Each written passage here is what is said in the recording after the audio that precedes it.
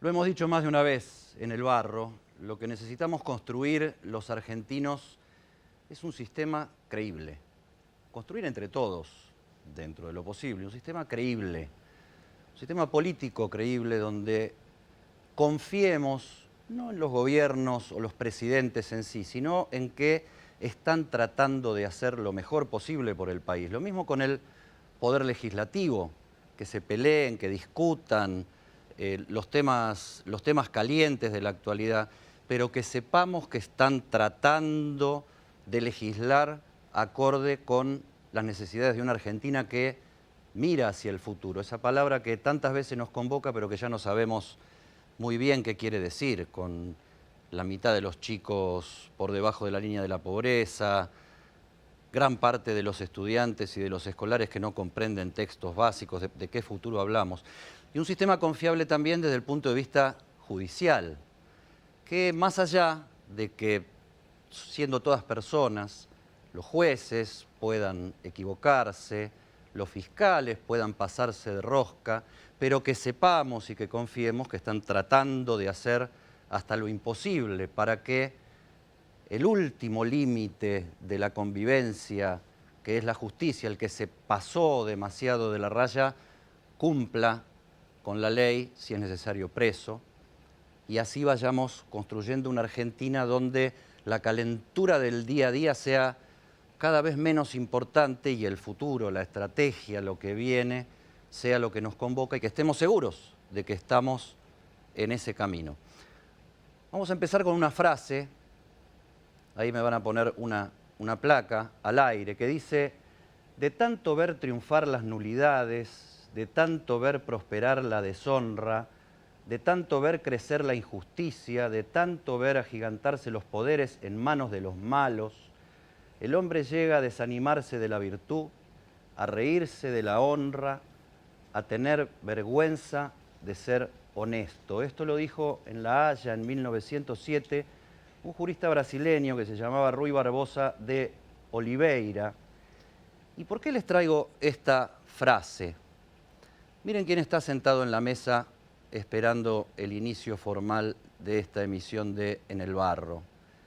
Carlos Stornelli, fiscal federal, sin duda uno de los protagonistas, de los personajes del año a partir de una mega causa de coimas y corrupción que nos tiene en vilo desde hace un par de meses ya. Y esa frase la tiene Stornelli, la puso hace muy pocos días como imagen de su cuenta de WhatsApp, justo cuando la Cámara de Casación sobreseyó a Carlos Menem en aquel caso del tráfico de armas a Ecuador y Croacia, del cual Stornelli fue fiscal también hace, ya ni nos acordamos cuándo, desde fines, promediando la década del 90. Esa frase nos representa, es de 1907. Nos reímos de la honra, no nos importa la virtud, la honestidad no sabemos lo que es. Necesitamos un sistema creíble. ¿Es Stornelli un protagonista de esa construcción? Porque hay polémica, en el barro.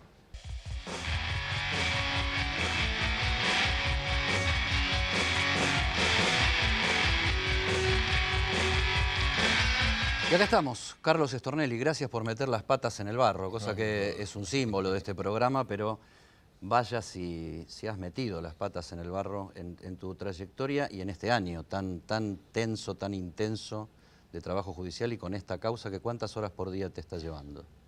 Y nos lleva a mi equipo y a mí, quizás a mi equipo más que a mí, aunque yo sigo pensando día y noche en este tema, son muchas horas, más de 12 están los chicos. Vamos a empezar facilongo. Ayer Elisa Carrió metió un pedido de juicio político contra el ministro Garabano. Uno de los argumentos es que hay un pacto entre el gobierno y el kirchnerismo para que Cristina no vaya presa. ¿Qué hay de eso? Ojalá que no sea así, que no haya ningún pacto, no por la expresidenta, sino por nadie, ¿verdad? Creo que hay a veces voces que se alzan opinando sobre temas que no se conocen o sobre causas que no se conocen. Creo que a veces hay expresiones infelices que son producto del momento, que no se piensa muy bien. Ahora, ¿el gobierno está interfiriendo en el proceder de la justicia? ¿Carrió está interfiriendo en el En lo que proceder a de mí la respecta, justicia? absolutamente no. ¿Y en otros casos? Para nada. No, yo no he tenido problemas. No, si bien conozco a mucha gente y demás, normalmente no tengo ese tipo de inconvenientes. Otra polémica sobre el tema de la causa de los cuadernos, que ya no es la causa de los cuadernos, porque los cuadernos ya quedaron detrás casi como una anécdota inicial de todo este proceso. Otra polémica es que estarían más el juez Bonadío que el fiscal Stornelli, poniéndole un límite en que la complicada sea Cristina. Es contradictorio con lo otro, ¿no? Por un lado, un pacto para que Cristina no vaya presa y sea candidata, y por otro lado, que el límite de la investigación sea Cristina y se corte ahí. No, yo no lo creo así, lo conozco bien al juez Bonadío, por supuesto jamás me comentó nada parecido, y en mi caso le puedo decir absolutamente no hay... no es posible en una causa de esta magnitud del interés público y periodístico que ha tenido, que tiene, no es posible pensar en alguna cuestión de esas. Cualquier cosa se nota inmediatamente. Es decir, no es, si uno estuviera trabajando en alguna de esas líneas, yo creo que no podría hacerlo.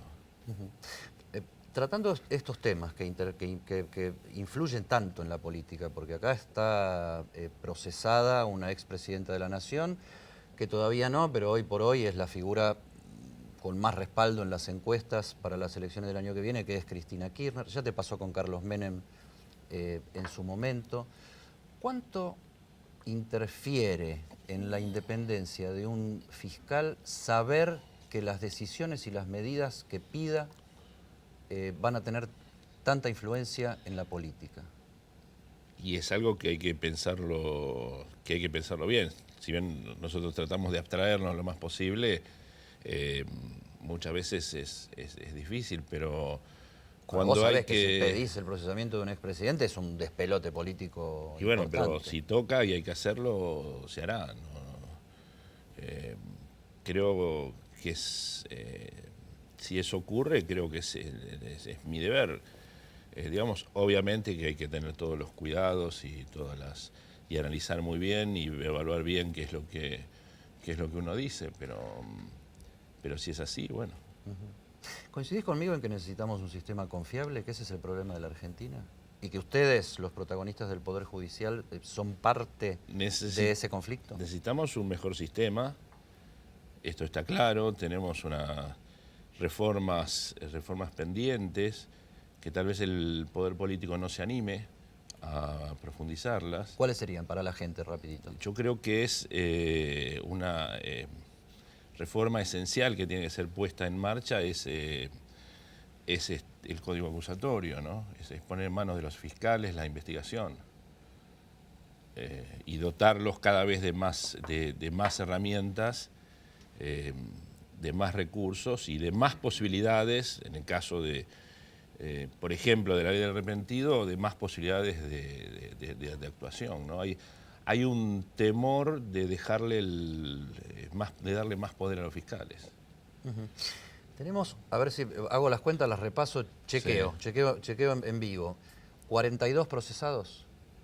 Son más o menos, no tengo la cifra exacta. 16 con Cristina a la cabeza, exfuncionarios de gobierno, 2 más vinculados al Poder Judicial, el ex juez Ollarvide y el auditor Javier Fernández, y 24 empresarios. Sí, es más o menos así, ¿no? Tal vez en otra nota que viste temblar de miedo a gente en estos interrogatorios, en estas confesiones, ¿te pasó con los empresarios? ¿Te pasó con los funcionarios? Me pasó con empresarios y me pasó con exfuncionarios. Se supone que el político, bueno, va un poco más canchero a las cosas, pero ir preso no le gusta a nadie, pero los empresarios no esperaban estar de temor a nombrar gente, de mucho temor que iba más allá de la preocupación por una eventual detención en los casos en los que no estaban detenidos, y y demás. En algún caso me pareció escuchar que algunos hasta preferían no salir. Muchas preocupaciones por las familias. ¿Qué es más grave, cobrar una coima o pagarla? Cobrarla, sin duda. Porque esa persona tiene representación Me preocupa popular. mucho más el funcionario público, venal.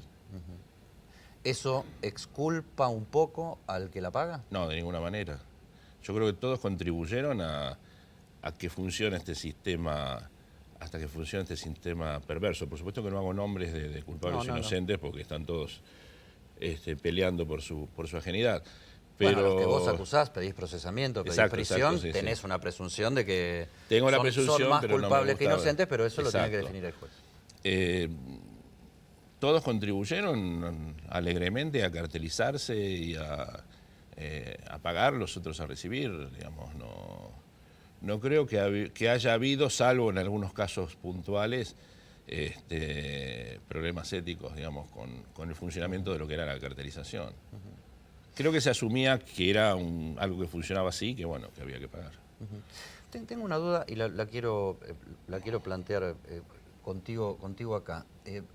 La primera denuncia fuerte de corrupción durante el kirchnerismo fue año 2006, caso Skanska. Caso Skanska, el mío, sí. Paralelamente, Roberto Labaña había renunciado al Ministerio de Economía y se fue denunciando cartelización de la obra pública. Ahora, un poco menos de 2 años después, siendo vos el fiscal de esa causa y siendo Guillermo Montenegro el juez de esa causa, Montenegro va a secretario de Seguridad del gobierno de Macri y vos vas a ministro de Seguridad del gobierno de Scioli. La causa se quedó sin juez y sin fiscal. ¿La política interfirió en el funcionamiento de la causa Skanska de esa manera, aunque no haya sido conscientemente para ser benévolo? Visto a la luz del tiempo, es de creer que sí. Porque todo tarda tanto, digamos, ¿no? Pero vos crees que sí. Todo tardó mucho. Yo fui a esa experiencia que duró 2 años y medio. Montenegro se quedó en la política. Yo sabía que quería ser fiscal, más allá de que fuera a esta gestión. Sucedieron cosas que ahora estamos revirtiendo, como unos procesamientos extraños, como un dictado de una nulidad de unas grabaciones que no tenían nada de nulas, gracias a Dios y a la oportuna intervención de la Cámara de Casación. Recordémosle a la gente, Skanska es una empresa constructora sueca de muy buena reputación en el mundo, y en aquel momento, por un caso, entre comillas, de facturas truchas, porque había plata que estaba mal justificada en el balance, echaron a toda la línea de gerentes en Buenos Aires, que eran 13 o 17. Hubo dos causas, no solamente las facturas truchas, sino además unos sobreprecios escandalosos en la construcción de 2 gasoductos. En gasoductos. Facturas truchas y sobreprecios. Eso es coima, por lo menos presuntivamente. La factura trucha fue la manera de enmascarar la coima. O sea que, yo lo dije mucho tiempo, vos me das la derecha que, más allá de las intenciones y de lo que la política puede haber tenido la intención de dejar sin juez y sin fiscal a esa causa en su momento. Es muy importante lo que estoy preguntando. Yo creo que sí. Yo creo que sí. Visto en ese momento, verdaderamente no lo pensé. Tampoco uno lo sabía con una misión, vos tampoco sos el sabía mejor. Claro, uno tiende a creer que es el mejor. Y acepté, de todos modos, también pensando que yo no soy irreemplazable, pero no imaginaba que detrás iban a suceder algunas cosas que iban a... Que la bola era tan grande. Que la preocupación era tan grande y que la bola era tan grande.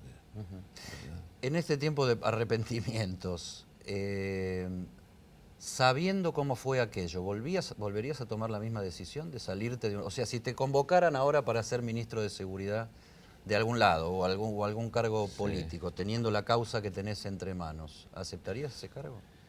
Mirá, es difícil rechazar ofertas que no te hacen, pero no me iría a ningún lado, no me quedaría acá hasta estar seguro. O sea que de algún modo, y usando las palabras fáciles, te arrepentís de aquello. No me arrepiento porque, bueno, no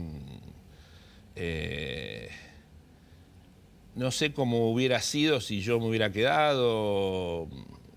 Nada sucede nada sucede por acaso, ¿no? Pero no consideraría ninguna oferta teniendo la responsabilidad de una causa como esta. Carlos Stornelli, fiscal federal a cargo de la gran mega causa de corrupción de la Argentina en tiempos democráticos, y miren que tuvimos muchas. Un hombre que naturalmente está en el medio de la polémica y que está en el barro de la polémica, de la discusión, con una función muy importante, y hoy periodísticamente un gusto para mí tenerlo acá. ¿Tomamos un café después del corte? No. Ya volvemos.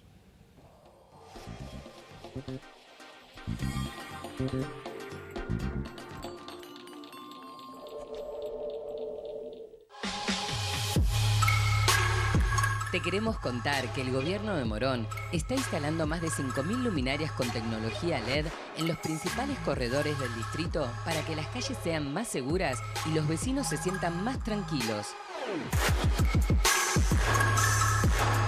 Esto, además, permitirá mejorar el alumbrado público y ahorrar energía. Morón Gobierno.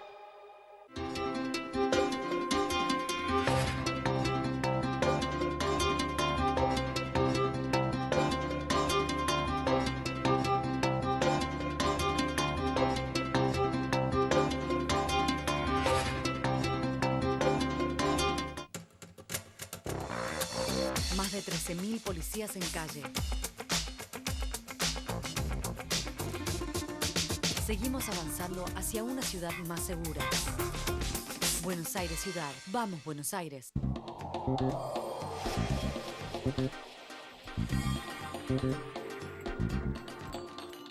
horas son? ¿A qué hora arranca el día del fiscal Stornelli? No, el día mío yo trato de evitar madrugar, no me gusta madrugar, no sé, soy más de... ¿Pero qué llamas madrugar? ¿A las 6, 7, a las 9? Porque cada cual madruga de acuerdo a su reloj, ¿no? No, a eso de las 8 me levantaré, una cosa así, depende, tengo audiencias temprano, voy a una audiencia, pero funciona mejor a la tarde que a la mañana temprano, madrugar me pone de muy mal humor. ¿Y qué haces aparte de ser fiscal? No hago demasiadas cosas. Tengo un hobby que amo, que es el de la relojería, que aprendí el oficio mucho antes de entrar a la carrera de abogacía, que quizás sea mi verdadera vocación. Pero con... ¿Cómo la relojería? ¿Qué es? Yo aprendí el oficio de relojero desde muy jovencito y aprendí a reparar relojes y bueno, es mi... ¿Pero los relojes son todos digitales, otra cosa? ¿O relojes antiguos? No, los relojes viejos me gustan, esas cosas. ¿Y te pones ahí con la Me pongo, con la lupa, sí, tengo un cuarto lleno de herramientas, junto a herramientas antiguas, tengo una biblioteca de relojería. Es una pasión que quizás paralela a ¿Y es solo el mecanismo de la relojería o hay un problema con el tiempo ahí? Porque el reloj es el tiempo, ¿no?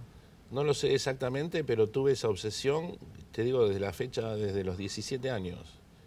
Digamos que un relojero, que fue un padre postizo mío, me enseñaba el oficio y me pagaba regalándome relojes viejos, máquinas, relojes, me enseñaba cosas y me enseñó el oficio, así aprendí. Y nunca lo dejé. ¿Y te dedicaste a eso? ¿Ganaste plata alguna vez como relojero? No, siempre lo tuve como un hobby. ¿Le arreglaste el reloj a un tío alguna vez? Sí, a miles, sí. A miles, cuando a mí me sobrepasa técnicamente, conozco a casi todos los relojeros de Buenos Aires. ¿Y eso es de vez en cuando o hay una rutina? No, ahora no puedo hacer nada por el tiempo, digamos. O sea, necesito 1 o 2 horas de tranquilidad que no tengo.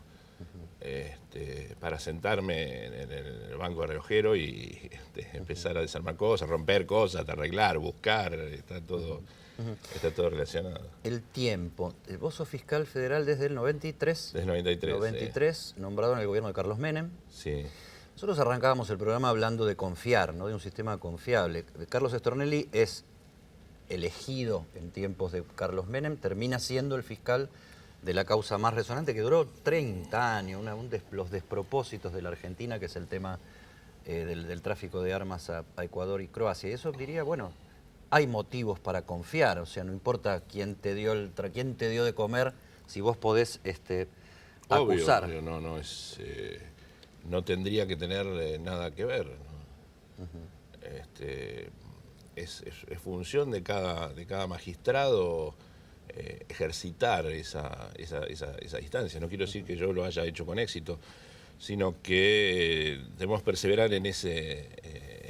¿El sobreseguimiento a Menem te frustró? Un poco.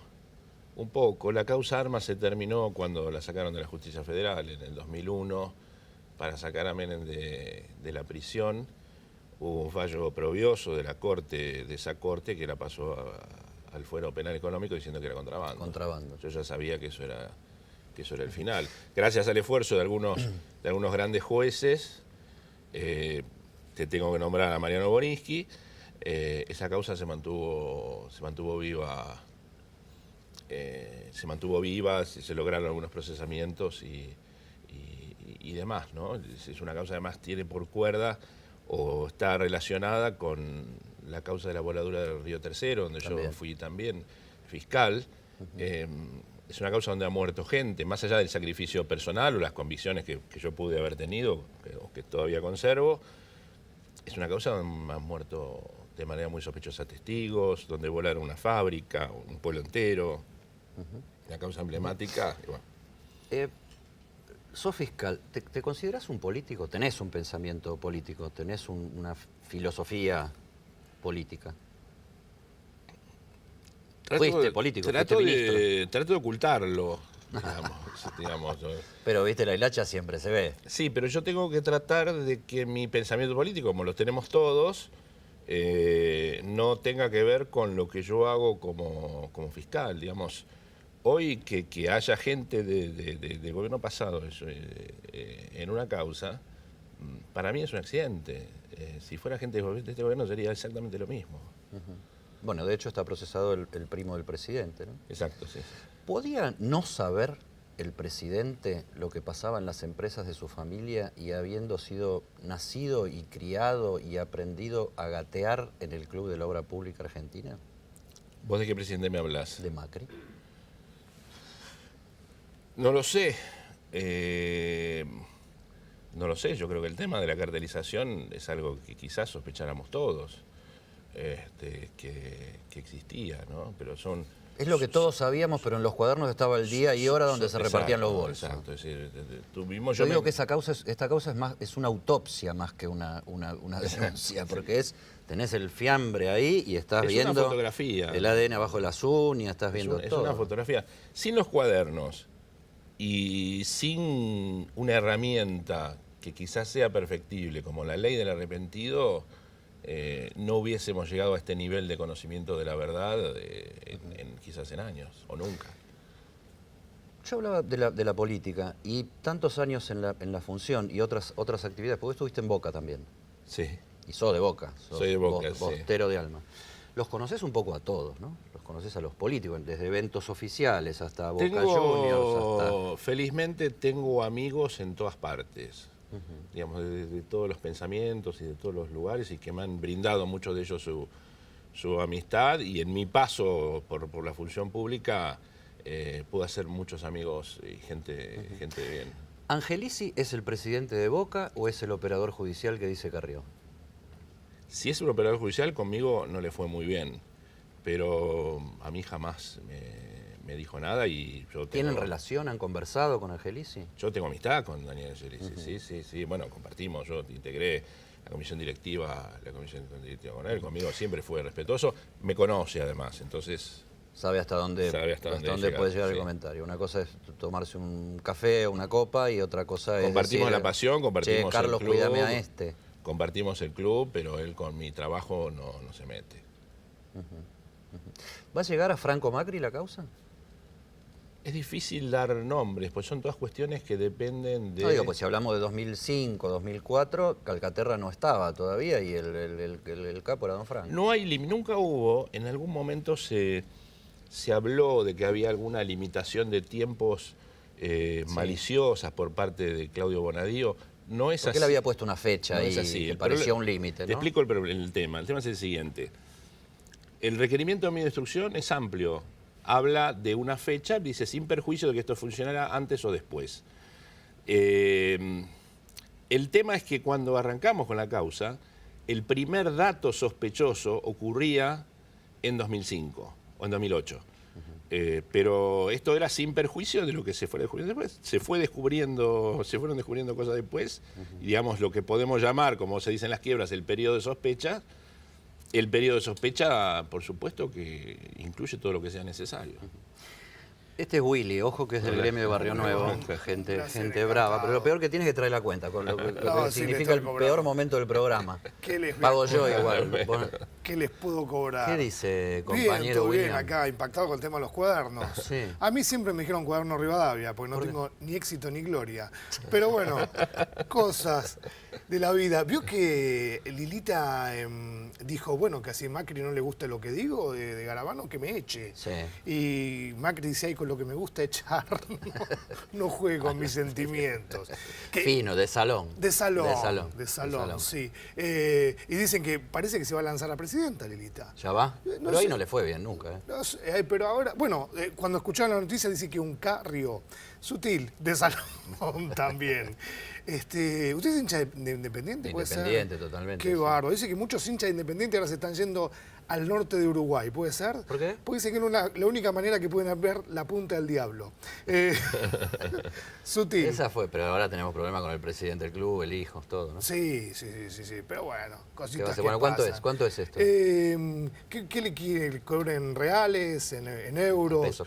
¿Qué tema lo dicen que en Brasil, que acá hay bolsos y allá está Bolsonario. Un Bolsonario. Ario, es Ario. Sí. Exactamente. Tendría que ser Bolsonaro, tendría que ser presidente de la Argentina. $50. Anda. Me lo Después, anota. habla con producción, Se lo anoto. Willy, habla con producción. ¿Podía Paolo Roca no saber lo que hacían Bennaza, Zabaleta? Bueno, Zabaleta quedó afuera. No quedó afuera, está pelado por mí. Está apelado, Sí, pero sí. todavía no está procesado. Lo vamos a ganar en cámara, creo. Creo que lo están, por supuesto. Raro que haya quedado Zabaleta afuera, ¿no? Porque es el que vehiculizó. Hay varios que el juez entendió. Hablamos de los que, directivos de la empresa Techin, una empresa de la más grande de la Argentina, que ya no es solo Argentina, es un grupo internacional. Hay varios directivos que el juez entendió que correspondía a una falta de mérito. La Fiscalía no compartió ese argumento y estamos peleando por su procesamiento en cámara. El fiscal Germán Moldes me acompañó.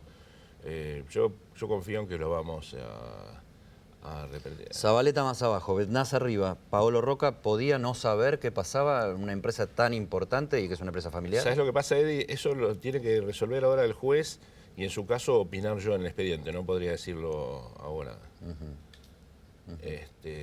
Para un fiscal, el razonamiento puede ser...